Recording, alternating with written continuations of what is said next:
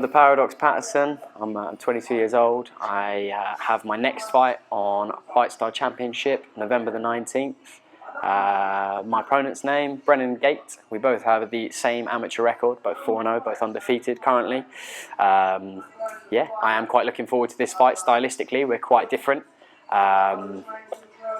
How would you define your style if you had to?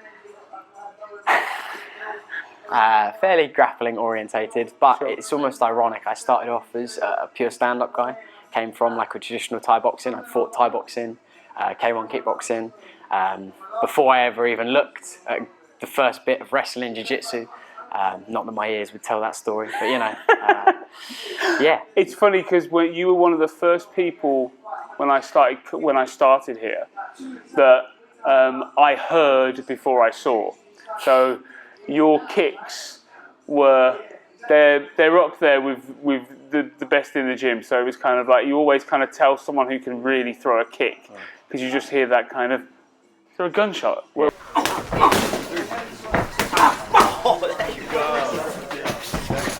Obviously, the reason we're talking is obviously you've got a fight coming up, but I really wanted to talk to you about kind of the behind the scenes, the inside baseball of kind of amateur fighting, I suppose is the best way of talking. So you are quite a cerebral person, hence why I was really eager to kind of talk to you about this. You've obviously mentioned to myself, but people that are watching this now, that you had to take a bit of time out earlier in the year.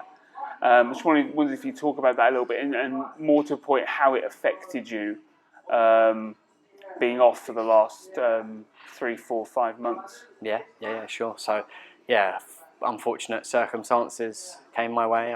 They were kind of, extraneous, sort of out of my control. I had a really nasty staph, I don't know how you say it, infection.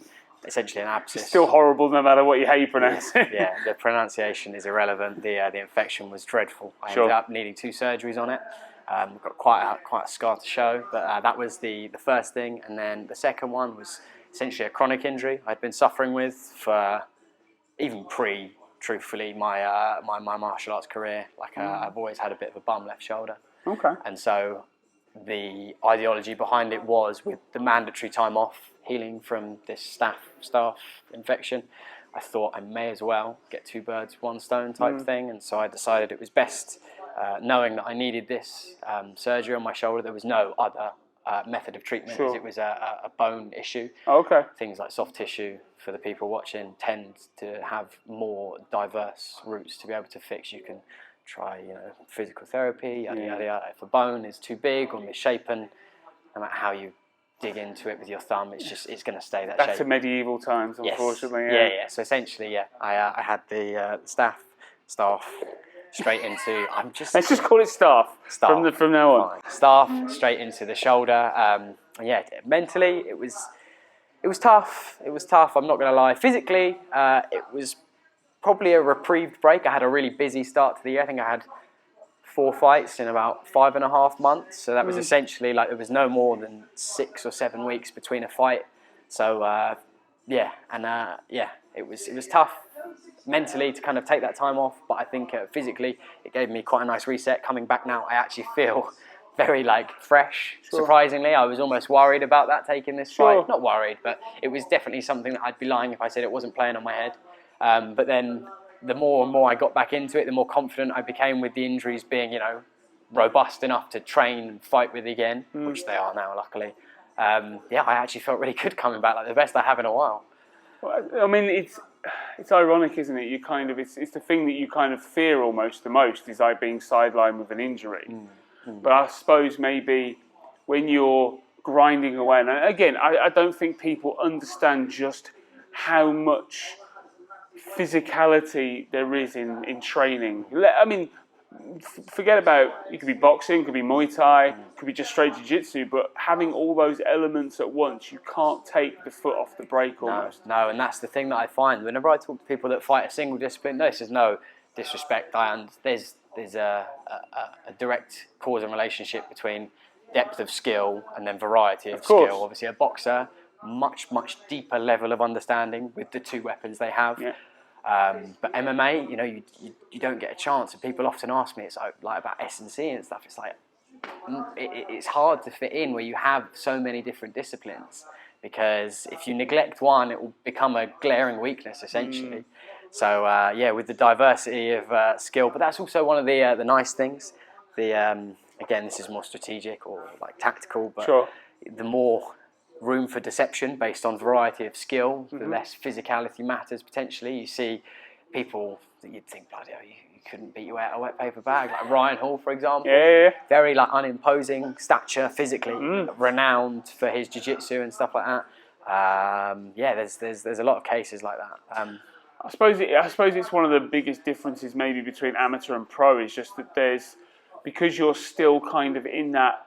A lot of people are in that kind of initial learning phase. They come in, say, with like, I don't know, a Muay Thai Taekwondo background, so they've already got that heightened level of kind of skill.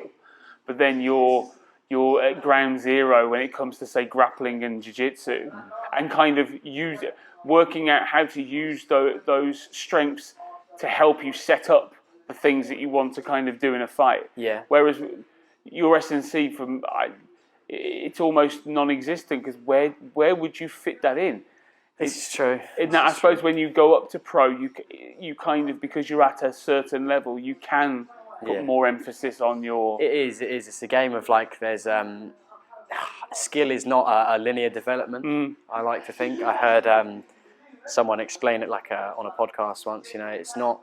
It's exponentially decreasing as time goes on. Sure. It's like if you were to train for 30 years. Someone who's been training for 6 might be equally as talented as you.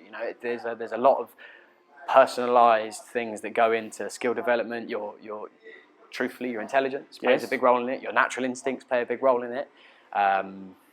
There's so many things that go beyond the physical. And once you get to a certain point of skill, then it comes much more to physicality. Like if you look at, for example, the UFC, the top 10 will be. S&C will play a much bigger role there, as everyone has a fairly similar level of talent, 100%. That top echelon. But amateur, low-level pro sort of thing, regional circuits, S&C, weight, these things shouldn't really win you a fight as such. It should be based on like a technicality thing. And that is why I feel like, there should be a big emphasis on technique at the beginning of your journey. And then, as it becomes more and more level in terms of the technical elements, I understand, then you need to emphasise S&C. Not to say that S&C isn't important at whatever stage you're at. Fitness wins fights is the old adage, and truthfully, as simple as it might sound, but it is true. If you gas, then you're in trouble, because there's someone coming for you. Well, that's the thing, I suppose. It's like you it doesn't matter how high your skill level is, if you're kind of you don't have the your engine respiration to put the techniques system out there. Everything kind of goes out the window, I suppose. Yeah. Well, touching actually on your 4-0. How does that play a part with an amateur fighter? Because you always have this, when you see like the casuals, for want of a better description, they always make such a big point about like, oh, this fighter's 2-1 or 1-3 or this, that, and the other. How much of you cares? You must do it at a certain level, but how much of you really truly cares about being 4-0, potentially 5-0? Well, we know it's going to be 5-0, but we'll be modest for the cameras. But how do you feel about that? How does it affect you? It's easy to sit here and say that, I don't care. It doesn't bother me. It's all about. You'd be a liar. I would. And that was my next point. Like, it represents almost like a status kind of thing. No one wants to admit they've lost. Sure. It's the idea that martial arts is like the most basic violence, essentially, is the most basic kind of level of imposing your will. It's like the most basic level of confrontation. To say that, should have this been over, food or a house, you would have lost. You would have lost something. You would have something taken away from you. Someone else would have been able to impose their will on you above you and above your skill set. Someone was better, and that's quite a hard pill to swallow. So it does mean something to have losses, but unfortunately, kind of comes back to this level of, I do kind of agree with it. Not always the better fighter wins on the night, because again, this level of deception. There's so many ways you can get caught cold. You zig when you zag. It's such a live and present based sport that for a millisecond you switch off and that's it. I think mental. I think it's going to be the next evolution of MMA is the psychological kind of aspect. I find it so fascinating. I think there's a massive neglect on mentality and just even beyond that, like intelligence sort of thing. Like there's a whole field of science to do with decision making, and yet for some reason, I guess our sport's still fairly young, but we haven't quite picked it up yet. Like, why do some people slip left when they should slip right? Based on, all other circumstances being the same, training X amount of hours a week, same coaches, same this, for you to standardise everything. Why is there still a winner and a loser? I find that really, really interesting. It's also, every gym has that guy. So a guy that's like incredible in the gym, dismantles everyone, but then when there's people... Gym warriors. Yeah, and when you're in a crowd or you're at an event and you see that person compete, there is a mental blockage that just almost decreases his level of skill because that white noise takes over. Yeah. And I think it is fascinating and it's kind of why I wanted to start doing these, is I'm really intrigued because everyone has a different story. There's not one person I've met that's got the same story, other than they wanted to fight. That's the only kind of linear difference between that everyone can kind of relate to. Other than that, there's almost no correlation to why people really wanted, what affects them during a fight, how they implement their game plan or lack thereof. Do they listen? Are they able to if your coach says don't go for that? Big one was Luke Trainer at Bellator. He had a DARS, and Ash told him let it go, and he asked him, he's like, "Are you sure?" And he goes, "Yeah." And he let it go, took the back straight away, and you can literally hear him go, "Told you." It's like, and it's kind of that I think is a big part. I almost feel like there should be almost like a class that kind of really digs into listening. But there's still quite a lot of stigma around it, if I'm honest. The idea of it would almost be considered like sports therapy. Yes. Like there is a, I remember there's a GSP is the one that stands out to me. I just remember hearing on some kind of media, I think it was a podcast or something like that he used to regularly go. People would be, "Oh, why are you doing that? It's nonsense. It's nonsense." But look at the results. They speak for themselves. He clearly had an edge beyond physicality. Of course. There was clearly a level of, I think Jordan Burroughs said, like, your success is only predicated on how willing to be present in the moment you are. And that's not something, some people, it's just there. They just have that ability to be present with no formal delving into it. Do you know what I mean? Like, without this idea of therapy. But some people, it can be learned almost. It can be trained. I think there needs to be a bigger emphasis on just kind of the whole fight. Everyone talks about fight or flight. It's like this overused kind of term that no one really digs into. Even Zhang Wei Li, I saw one of the countdown shows, and they replicated her walking out because she said that she had anxiety and she had like an adrenaline dump. Sorry. So they replicated everything, coming out, getting patted down, putting her mouthpiece in, hugging her coaches, because it got her mentally. I think that's, and I love that. I love that kind of element. So what do you think? Where do you think you'll be in, say, like 2-3 years' time? If everything in your mind's eye goes to plan, where do you think you will be? 2-3 years' time, Cage Warriors. Okay. Then beyond that, UFC. Yes. So I have got a rough guideline, all things going to plan, like, again, not accounting for, things like injuries. And life. Yeah. Can be a bitch that way. Got it. But, so a couple, like, more amateur fights, potentially, like, another 3-4 amateur fights, or another 6 months as an amateur. Okay. Whatever kind of comes first, essentially. Well, just as we wrap up, let's talk about Great Britain Top Team for a second. So obviously, how long have you been a part of GBTT? Oh, God.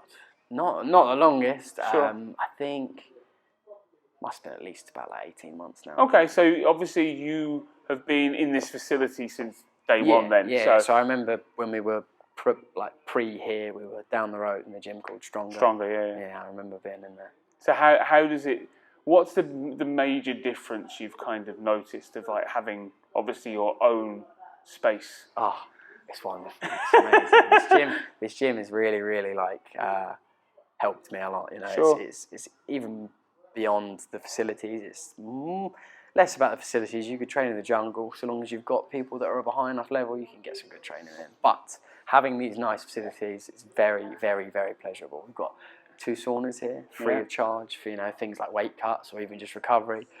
Boxing ring, 2 big mats. I don't know exactly what the square footage is. We've got this wall. I think it's technically just called massive. I think that's just a technical term. 2 massive mats. Yeah, 2 massive mats. We've got a cage, I think a 25-foot, so the apex size, which is plenty big. Get you ready for the Madison Square Garden. Exactly. And then we've also got all the fenced walls around here, so if the cage is busy, you can still get wall work. It's an amazing facility. I can't say thank you enough to Brad and the other people involved in the opening and running of the facility. One thing I would say, the kind of thing from obviously a non-fighter looking in, although obviously this is a solo sport at the end of the day, there's no if, buts or maybes. You're a member of a team and you have your coaches and X, Y and Z, but there is no one but you that can get that win or deal with the loss and kind of develop yourself.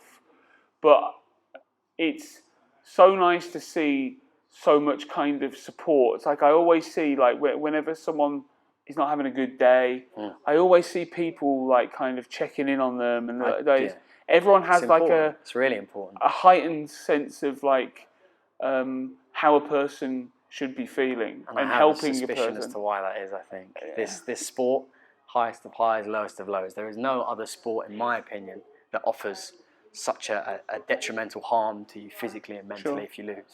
So to see someone's confidence be down, it's not nice, Take it personally almost. Yeah. You have bad days, and everyone's been there. That's the thing.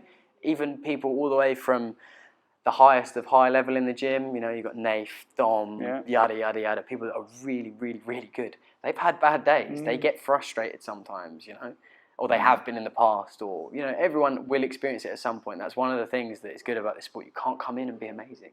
I think it's an adaptable ego. Yeah. Ego enough to know it's just that empathetic to understand. You are, you've been there. I can empathise with your situation. 100%. I have felt that. I've been there. I've gone through it, and therefore, why would I spite you? Why would I turn the screw proverbially? Why? Well, that's the thing. In other situations, you might find people who be like, "Oh yeah, look at that person," so on and so forth. But you just don't get that. And I mean, I'm sure that happens. It does probably exist somewhere, unfortunately. But I don't like it. I try and be as nice as possible. I've almost built up a bit of a funny reputation for that. That's not funny. That's the best kind of reputation. It's a running joke amongst the gym. Any injuries is often the question I ask to people that I spar with. It's a little nickname I've built up. Which is? Any injuries. Connor, any injuries, Patterson. Okay. Because I always, you don't want to be the guy that if someone's got a fight coming up, they've got a bit of a bum knee, back, shin, elbow. You don't want to be the guy that puts them out there fight. Of course. And so it's always like, I'd rather double check, And people find it very funny because it's the first thing I say. Have you got a note from your doctor before we start? I like that a lot. So, fights on the 19th. Let's know one more thing before we wrap this up, because we've kept you far too long as it is. Because obviously, you see the pros, you see like the grudge matches, the DCs and the John Joneses, or the Conor McGregors and the Poiriers. How do you kind of, because you must have an element when it comes to fighting somebody, you have to build up a kind of element of, I want to harm you in a sense. I mean, I go, I'm going to kill you, that kind of thing. How do you generate that, or how do you deal with that? By understanding that they want to do it to you. It's not necessarily something I want, but I understand it's a necessity of the sport. To be willing to step in there is to be willing to accept harm, and I am not willing to just accept harm for harm's sake. There's a fear of failure as well that plays into it. I've got my family watching, my mum. That's a big thing. I do not want to ever have to put her through that. you know, her son losing, her son getting hit, her son getting beaten up. It can be quite an emotionally charged thing. Even now, I can feel, you know, hair standing up, thinking, you never want to put your family through that. You never want to have to go home, see your nan and say, I lost. You know, you come home battered and bruised. They're all concerned about you. That's not something you ever want to do. And it's not necessarily something that I want to put my opponent through, if I'm honest. I never thought of it like that. But understanding that there is a direct, almost ironically, paradox between winning and losing, like a dichotomy. Winning wouldn't exist without losing by stark contrast. Yes. One only exists with the other. And to understand that is to, you know, if you want to win, you have to risk being willing to lose. You know, stepping in there, I understand that I want to win. I will give everything to win. But to step in there is a chance that you'll lose. There is always that binary approach to this sport. And he's put that unless you get a draw, but we're not going very, down that road. We don't deal with draws. I don't. Yeah. I almost want to put that on a T-shirt. There is no loss without winning. There isn't, it's an odd relationship. People don't understand it. Same with like war and peace. There's a whole like dichotomy between these kind of polarizing ideas, and that's something that I also find very interesting, even outside of fighting. But fighting is one of the few ways that I've really personally related to it. I can always see it in other situations, but for me, it's stepping in there. There's a winner and a loser. Yeah. There is always 100%.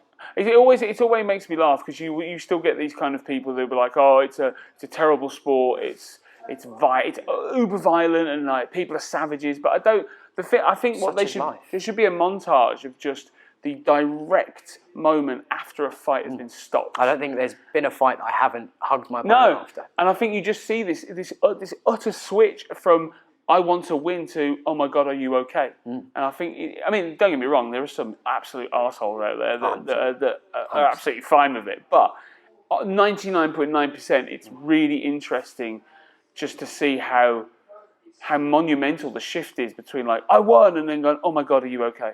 And the respect level, I think that's kind of under promoted. 100%, 100%. Oh, well, it's been a pleasure speaking to you. Thank you. We'll do it again. Yeah. Fight's on the 19th. Yes. Tickets are still available, I believe. Indeed, tickets are running low but available. But thank you very much. Thank you, I appreciate it.